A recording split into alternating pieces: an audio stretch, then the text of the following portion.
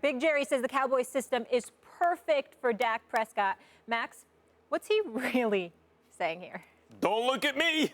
I did what I was supposed to do. Let me say this. A lot of times Jerry Jones' name comes up, and I'm taking shots, basically, right? Yeah. They're fair. It's fair criticism, I believe. It's my opinion. But it sounds like I'm taking shots, and I'm anti-Jerry Jones. And this is easy in this business to confuse things. There are things about Jerry Jones that I like. Stephen A., as much as it's self-aggrandizing and strokes his ego, and everyone knows he needs that and all these things, he puts himself out there. He does. I mean, he exposes himself to this kind of criticism all the time. Thank God for Jerry Jones, for us, right? But what is he saying really here? He's exposed. Like, we'll talk about him next week on after his next weekly appearance. I'm sure he'll give us stuff to chew on. He's saying, we drafted all the offensive linemen. We got an elite running back. We're installing an offense that's right for him. If he doesn't get it done, I have done my job. Don't look at me. It's not my responsibility. Kind of passing the buck. But isn't that fair? He has. I agree. Dak Prescott is in a good position, except, as Stephen A. might tell you, Stephen A., what does he not have so many of? He's got the line, he's got the running back, but... Here's the reality. He doesn't have that many weapons at the wideout spot, but this is the biggest thing that I peeled from what Jerry Jones was saying. Jerry Jones, basically, in my opinion, was disrespecting Dak Prescott. Because if this were Tony Romo, Jerry Jones would be talking about Tony Romo and Tony Romo's ability. In Dak Prescott, he's talking about the pieces that we have around him. You know, it's Dak Prescott friendly. He needs this in order to be effective. We can't just look at his abilities or what have you. We're thinking about Ezekiel Elliott. We're thinking about the stout offensive line. You got Tyron Smith. He's returning. He started 13 games last year, missed 3. You got Zach Martin. He started 13 games, all 16 games. You got Travis Frederick. He started all 16 games. Lael Collins. He started 16 games. All of these dudes are returning, and 3 of them that I mentioned were Pro Bowlers. This is arguably the best offensive line in football. Some people would say the Eagles. Some people would look at the Steelers and maybe a couple of others. They'll throw them in the conversation. But the Dallas Cowboys are the creme de la creme. When healthy, that's the best line. When healthy, all right?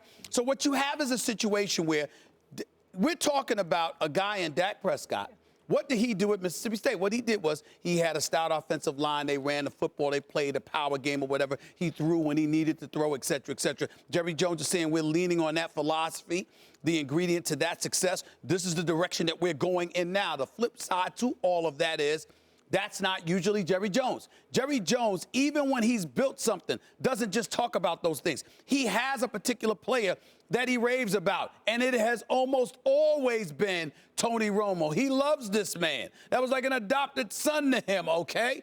We noticed the only person that's in a conversation to the level that Tony Romo was Jason Garrett, Mr. Puppet himself. So the bottom line is, when you look at the Dallas Cowboys right now, the fact that Jerry Jones is bloviating to the degree that he is speaks about the offensive line, speaks about Ezekiel Elliott. You got to remember, he's also on record talking about this is the best defense he's had, which makes no sense whatsoever because there's 3 Super Bowl champions that had a better defense than the one he's looking at. But he's talking about how great this defense is supposed to be. He's basically saying, you know what, Dak, just do your job, follow the plan, and we'll be all right, as opposed to appreciating what Dak Prescott brings to the table and how great he could potentially be. This is a legitimate question. And I'm not sure what the answer is. That's why I'm asking. How much do you think that's because, on the one hand, of Jerry Jones' relationship with Tony Romo? Yeah, a lot of it. Or, on the other, the fact that Tony Romo, I think of Brett Favre, I think of quarterbacks who make things happen. Those guys who give you the sense that they're big playmakers, are oftentimes more adored by the media and therefore maybe even by an owner like Jerry Jones than a game manager. Tom Brady was not as celebrated early in his career, and Dak Prescott is more cut from that cloth. Let me be very, very clear about what I'm about to say, because Jerry Jones does not have that argument, because there was a young Troy Aikman that he was willing to invest in, and he delivered 3 Super Bowl championships. So it ain't about youth, okay? It's about who Jerry Jones has his preferences for. Jerry Jones relented to Dak Prescott for 2 reasons and 2 reasons only: the health of Tony Romo and the fact that Dak Prescott had such a breakout rookie season that Jerry Jones had no choice. Even when Dak Prescott was killing it, just running roughshod over everybody. And the Dallas Cowboys looked like the best team in football, even though I swore to the world they wouldn't win a playoff game, and I was right.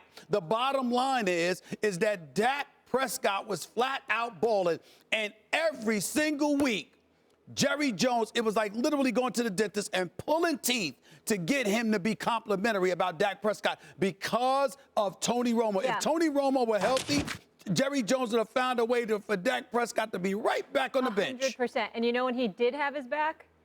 When he backed up his stance on players must stand in the anthem. That's when Jerry was ready to praise Dak.